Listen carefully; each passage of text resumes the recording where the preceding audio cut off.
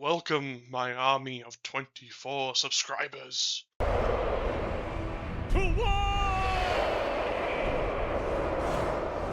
So I promised I'd do a video on the latest Jurassic World movie, and I have, and in my infinite wisdom, I have granted it to my loyal followers. That being said, Guns N' Roses did decide that they didn't like that I used their song in my video, because as you know, I'm such a threat these days to them. So I just want to start by saying, too bad, Axl Rose, come and get it. What are you gonna do? You gonna sing at me? Yeah, nerd. It's not even monetized, you silly millionaire.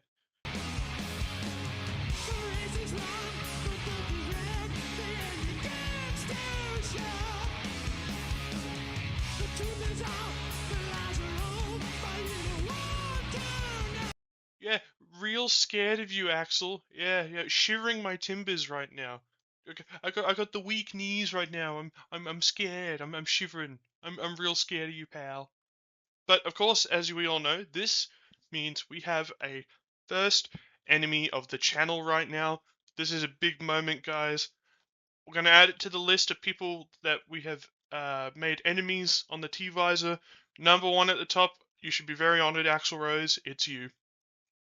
However, I'm getting a little bit off track, so I do apologize, guys. Back to the movie. Now, the movie. I don't even know how to start. You know, it was bad, like real bad. I was annoyed at the last one because it was just the cool characters everyone wanted to see from Jurassic Park running around looking for locusts. It was dumb. It was shit. Pardon my language. But boy, did this one beat me down emotionally. Stop! Stop! He's already dead. Now, just to preface, I was not going into this movie with very high hopes at all. I'm not a massive fan of Scarlett Johansson, to be honest, but this movie, it just cemented my thoughts on her as an actor. And I don't want to start ripping into the film straight away, so I'd like to start with a list of things I liked. And at number one, we have Mahershala Ali. And that's it. That's all the things I liked. In all seriousness, he carries the film. He's an awesome actor. You can tell he's just having fun in a dumb film. I like that he's the only one in the film that seems to feel bad that his friends are dying.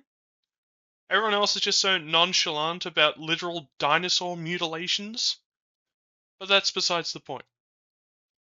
Now, before I start ripping into this movie, I'd like to preface a few things, of course, like my duties. This is not a hate video. It kind of is, but we're not sending out hate. We're being positive. We're being nice. I'd like to thank our sponsor, Raid Shadow Legend. No, I'm joking. I'm joking. Yeah. Yeah. Spoilers ahead, of course. Let's have a good time. Don't send hate out to anyone.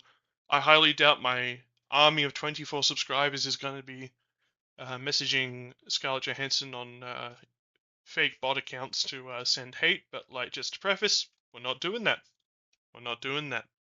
Alright, let's kick into the list. So the movie takes place on yet another different island that's been dinosaurified. And I think I read somewhere that this is where all the hybrid weird dinosaurs get dumped, but like I haven't seen anything official, so yeah, I'm just whatever, you know. But you know, it's a high budget like scientific laboratory, right? And they got these like self-locking prison gates, right? Prison gates won't open up for me on these and it's all made of like super strong glass, I hope. But one Snickers wrapper, one tiny wrapper from a Snickers bar sucks up into a ventilation vent on a door, and the whole thing goes haywire. The entire security system shorts out, and it goes into like crazy, you know, oh, danger, danger, locking everything. Like this is the first 5 minutes of the film, and this is what's going on. You know, and we're introduced to a dark and mostly covered D-Rex, which do not worry, I'll get into later. and title screen. I just wish we got a little bit more exposition as to why the D-Rex looks so different. And, like, I mean, this thing is like the mix of a Rancor and the alien from Alien. Can we have a bit of backstory, or is it just kind of, we're just told, oh yeah, accept it. It's for toys. Deal with it. Like, just spitballing here, but like, have a monitor show all the DNA strands on the Rex so we know what we're looking at, you know? I mean, hell, say what you will about Jurassic World, but at least they explained, oh, the Indominus Rex has T-Rex DNA, it has Raptor DNA, it has Cuttlefish DNA. Now, my loyal followers, we all know that the T-Visor has one thing. If there's one thing I can't stand, If there's one thing I can't stand, it's that gosh darn precedent of Marvel humor that's just being injected everywhere these days. And I swear, in this film, it's not as bad, but when it is Marvel-y, it and it chips my ass. I swear, some of the jokes just feel so out of the blue and unnatural, it just makes me hate the characters even more. For example, there's a scene where this guy's going to go take a leak, and he wanders far enough away to be not within earshot of the family and the area they're hiding in, which, as you know, in a survival situation, you want to make sure you're far away from urinating from close ones, just in case you might get attacked, but whatever. And you see some raptors, two raptors coming up ready to attack him. And I was like, awesome! Finally some raptors that aren't made to be annoying like trained dogs, like in Jurassic World. Oh, there's two of them. It's not the one you see coming, it's the two from the sides. And then they get attacked, and the guy's freaking out, not moving, and he's not even turning to look at what's going on. And then one of the raptors gets carried away by what looks like a pterodactyl. And the guy's panicking and breathing heavily, like really heavily, and then he just resumes peeing. I'm like, why do we need that scene? Why not just use that scene to build up these pterodactyls, which I'll get into later, and not just have them rock up at the end? If you just undercut any scene with a stupid joke or a one-liner, it just ruins any momentum you could have had. And I'll tell you what, Jurassic World, I'll give you this one for free. Here's an example of a joke being used in a way that is funny, but also used effectively and doesn't undercut the tension of the scene. And I'll do you one even better, a scene from Jurassic Park. And I'll do you one even more better, a joke about going to the bathroom. So it's pretty much the same. Now, just watch for a second. Tell me what you think, audience.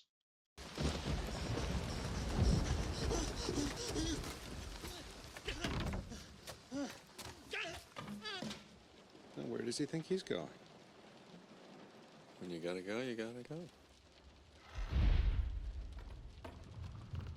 See, it's almost like they respect the characters and the scene's seriousness. See, it's still humorous, and it builds upon the scene, creating more atmosphere and also being in line with the character's established personality. In Rebirth, everyone can be a jokester. Everyone can make a joke. Everyone's hilarious. See, this is the problem with a lot of movies these days. Everyone tries to be the funny one.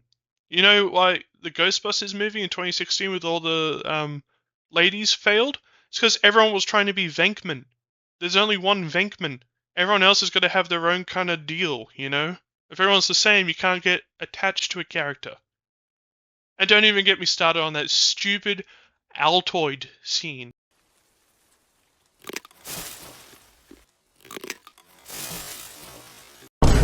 They added the same joke twice. Why?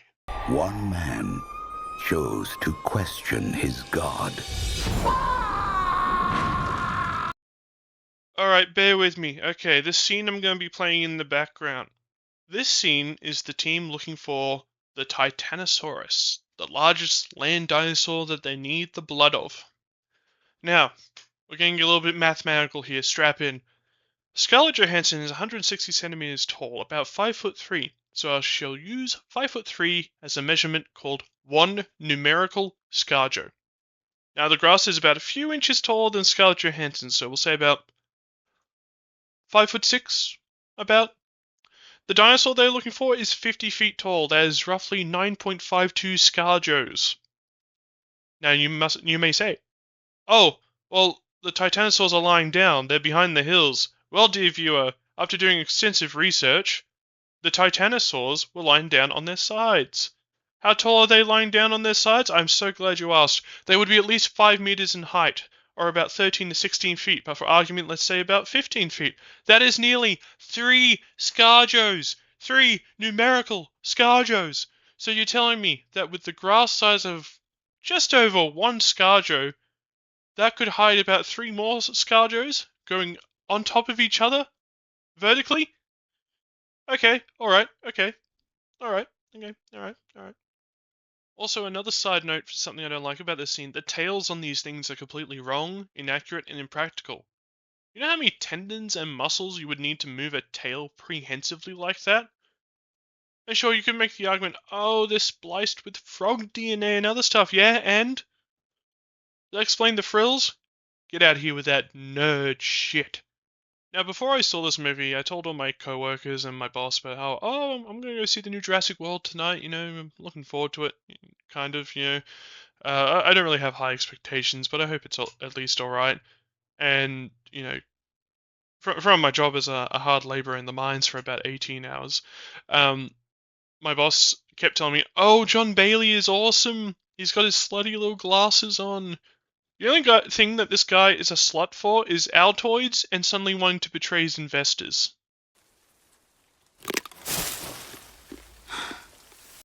This guy, especially towards the end, could have been the exposition guy. Like the entire third act, they're getting hunted down by hybrid dinosaurs. Not once does this dinosaur expert offer any insight to how dinosaurs act. Like, you know, spoiler alert, there's pterodactyl raptor hybrids. And not once does he go, oh, raptors are intelligent, but they rely on pack hunting, and the pterodactyl hunts differently. We should do this, they can't do that. He was just so useless towards the end, when he could have cemented his position as the smart guy that knows how dinos think. For the most part, he's just there to be there, because, oh, we need a scientist on board. And furthermore, get this, they have to get blood samples from all the, like, a big land dinosaur, a big sea dinosaur, and a big air dinosaur, you know? I mean, hell, if you get a fire dinosaur, you get Avatar the Last Airbender. The blood sample they get from the mosasaur, he's so happy to get it. He's like, yeah, everyone's like, yeah, we did it, yeah. He sits next to Scarlett Johansson's character, and he says, paraphrasing of course, wow, that was cool. Ever thought about abandoning $20 million and betraying the company we are working for so we can give this heart disease cure-all to everyone? Where the hell did that come from? It's so out of nowhere. Like, literally, Who the fuck starts a conversation like that? I just sat down. in the movie, there's an entire subplot about this family that's caught up in the mercenary mission. And God, they are so bland. I genuinely do not remember any of their names. They actually should have just made a film about the family or about the mercenaries, you know? We first meet the family as they're sailing into illegal waters when they're attacked by dinosaurs. They get shipwrecked and then saved by the mercenary team. And here's the thing, right? The mission they are on is extremely illegal. They say that in the first 20 minutes of the film. And they decide, oh, let's openly discuss this highly illegal plan and also preface that it is illegal to this random family. This makes them liabilities, it makes them variables, but no, let's keep them on the boat and plan literally right in front of them. It is ridiculous, it's stupid. And speaking of stupid, the entire time they just make stupid decisions. Let's blow up a raft right in front of a sleeping T-Rex, that won't work it up. They should have died. The whole family. Raise the stakes immediately by showing that we don't care, anyone can die here. There's this subplot about one of the guys in the family, which is the boyfriend of the daughter of the family. And there's this whole thing about him dating her and the dad not liking him. Okay, cool, fair. Let's see where this goes. but they just have to end every conversation with some stupid line from the guy so the dad can just shake his head in disapproval. That's his whole character. That's it. That's it. You think, oh, he's earning the respect of it, but then he's like, oh yeah, this is the place where I'd like to die, and it's like, well, dude, come on. And the dad also breaks his leg at some point, but it feels like that gets forgotten throughout the film. Like he's full on limping away from dinosaurs, and then the next scene it's like he's not even in pain. It's stupid. And you could say, oh, that's the adrenaline kicking in. Yeah, I think the adrenaline would have kicked in a little bit earlier with the dinosaurs, man. Like I don't know, it's ridiculous. I could not have planned a better segue into this next one from the last point. God damn, I'm a genius. You thought Baby Blue from Jurassic World was annoying because it was made to be marketable? Strap in. This little thing is annoying. Another dinosaur that is inaccurate to what it looks like in real life. They straight up just make it look like a Triceratops, when it's a species called the Aquilops. Now, I could be wrong pronouncing that. I don't know, I don't care, because Jurassic World doesn't care, why should I? Now, the entire time, the little girl is bribing it with red licorice. Now, I understand it liking it. That stuff slaps. But a small herbivorous animal would not be happy to chill with humans. It's never had any, like, exposure to humans before. It would be skittish, and it wouldn't just curl up next to random humans after getting one piece of red licorice. You know? And now, viewers, I know you may be saying, well, they aren't alive, T-Visor, they're extinct, you're a pedantic nerd, who cares? I care. I thrive off hatred. I still hold grudges from like 15 years ago, man. I'm nothing.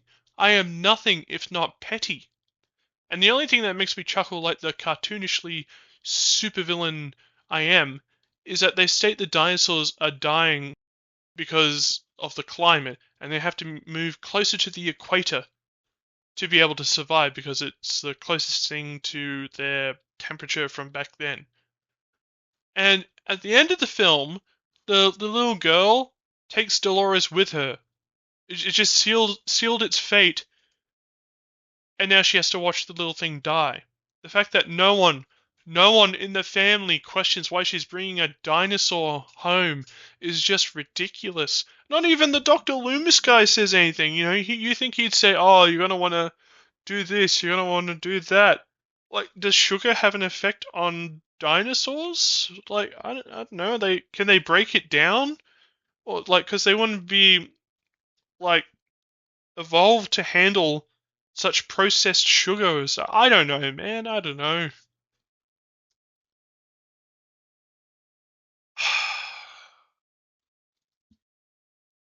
This one actually annoys me.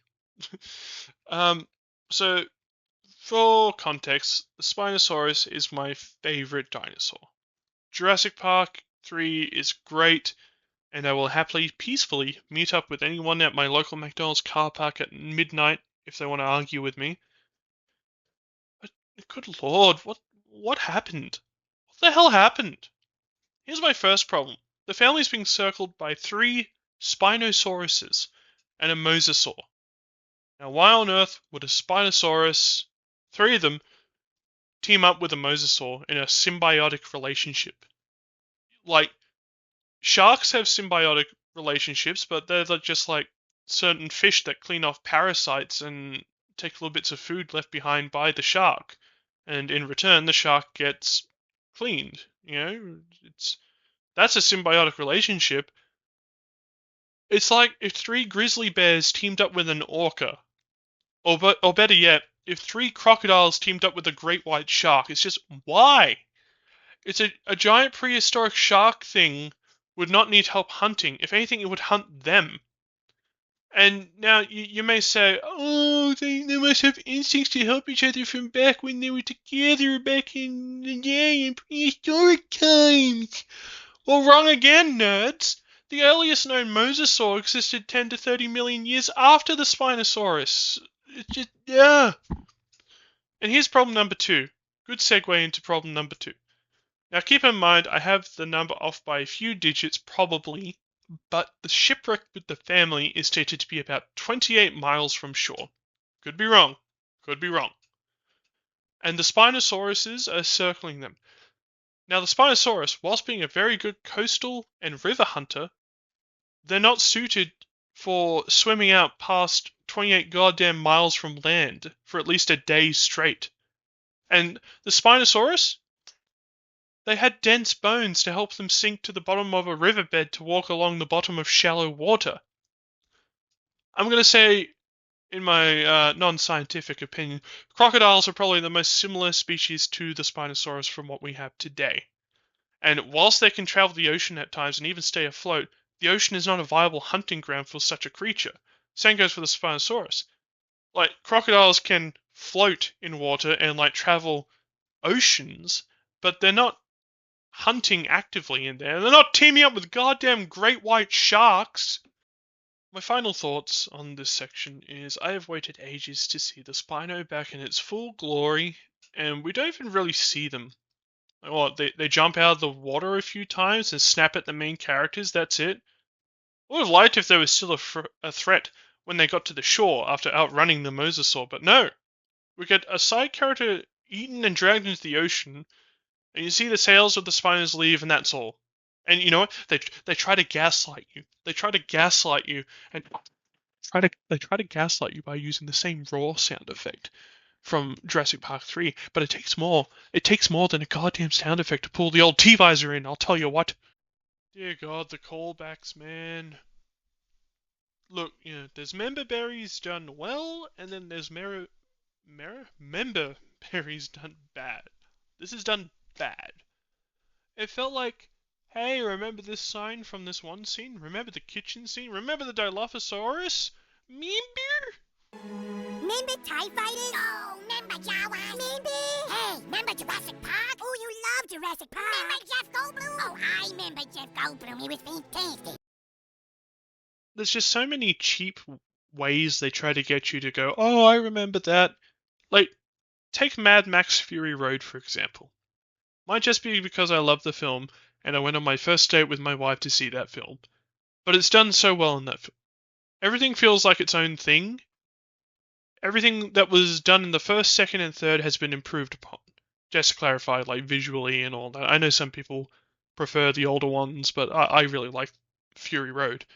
Like, the main villain, Immortan Joe, same actor that plays the main bad guy, Toe Cutter, from the first Mad Max. But he's never meant to be the same character. It's just a clever nod to the fact that die-hard fans would go, oh damn, that's Toe Cutter.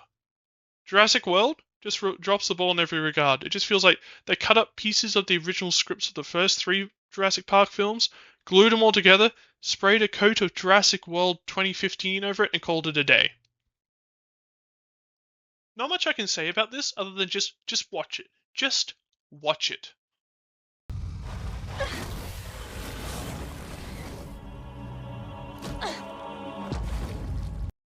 Now, I know they crossed frog DNA with most of the dinosaurs, but did this T-Rex get the goddamn Jason Voorhees DNA? Literally, just missing the mask and the sound effect. It's the same scene. And look, you know, they say, oh, you know, T-Rexes had padded feet so they could be stealthy. Yeah, that might have some merit, but this thing literally causes the ground to shake when it walks. And you expect me to believe that this thing managed to sneak over, not disturb any of the grass, and just drink around the corner from the river without being seen or heard? Like, it's stupid. It's ridiculous. Imagine reading the script for that part. So you open the raft and wake the T-Rex, the raft flies up, you push it down, and he's gone. Now look, everyone loves velociraptors, right? They're cool. You play Ark, what's the first thing you want to tame? A raptor. Because they're awesome, they're cool. So naturally a scene of them appears, and as stated previously, they are killed by a hybrid pterodactyl raptor.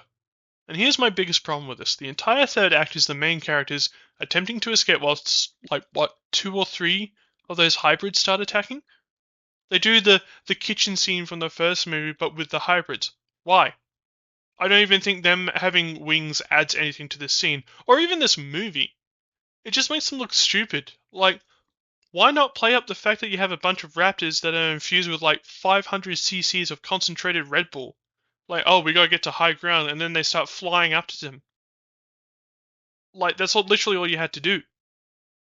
But no, we get stupid raptor hybrids that are just made to sell more toys. They do nothing special. They're just bland. They're just there just cause. The D-Rex. One simple question. Why? The entire premise of this thing is it's got a rancor head and 4 arms. It's teased at the start of the film, stays hidden until the last 15 minutes, barely, that's it. This should have been the antagonist for the whole film. Not some tacky choice thrown into the film to be different. At least the Indoraptor had build up. I mean, seriously, my dudes, like, this film could have been slightly better if they built up this thing. You want to know how to add a surprising and creepy experimental monster on the last 15 minutes of a film? Watch Alien Romulus. That thing is literally all my nightmares rolled into one. Honestly, the D-Rex could have been built up so well. And here's how I'd do it. If it's going to be mixed and mutated with other dinosaurs, make it look like a shambling mound of dino parts. Make it look like a failed experiment. Make one of its arms bigger than the other. Make it look like a failed Indominus Rex or something. Just something. In fact, there's a perfect movie that you could use as inspiration for this. Predator. Have it appear throughout the film, and if you insist on having ninja T-Rexes that can vanish, maybe this thing can shamble around quietly and pick off bits of a team, you know? Like, establish that this team is the best of the best. Like, they're invincible. They know how to stop dinosaurs, and they're untouchable. They know how to counter T-Rexes, Raptors, Spinosaurus. Nothing's a challenge for them. They easily collect all the blood samples from all the dinos they need, and suddenly, they're finding tracks that don't make sense. They start getting picked off one by a dinosaur they don't know how to counter. The samples get destroyed, and they realize they're stuck at square one. This can be where the Dr. Loomis guy starts taking notes on every dinosaur he sees in this amalgamation and come up with a plan to stop it. Maybe even make it so the D-Rex has the DNA of all the dinos they need and more. Like, they just have to get the blood of that thing, and then, they're Gucci, they're golden. But no, Look, that one's for free, Jurassic World. Use that if you want. But just give the D-Rex a reason to be in this film. Now, this one just confuses me. Like, why the hell would you throw away $20 million to help people with heart disease? Now, I know you might say, oh, that's rude. It's the right thing to do. You're heartless. First of all, yes. Second of all, it's not that they're doing a good thing that annoys me. It's just the fact that we aren't even sure that this cure will work. What we just inject all 3 bloods directly in our eyes and suddenly we don't get heart disease? Like, now, of course, the evil company is made to look evil, but they are the only ones that I'd say kind of know what they're doing with refining dinosaur blood. They finished the film by saying, we're going to give it to the people. What if it doesn't work? You just lost 20 million. And look, if there's one thing I've learned is you never put all your chips on black. Like, would you rather have $20 million and a possible heart disease cure? Or no money, trauma, a lost team, and a possibility of nothing? Like, what, you just hand the blood off to some random scientist? Here, cure heart failure. And even then, what if those scientists just decide to do the same thing and charge people for it? I'm not buying this goody two-shoes hullabaloo, I'll tell you that much. Look, just overall, this movie, it sucks. It just sucks, okay? If you liked it, I got news for you. You're wrong. I see nothing here to like. If you can honestly look me in the eyes and say, bro, it was fire, way better than Jurassic Park 3, I may actually attempt to strangle you.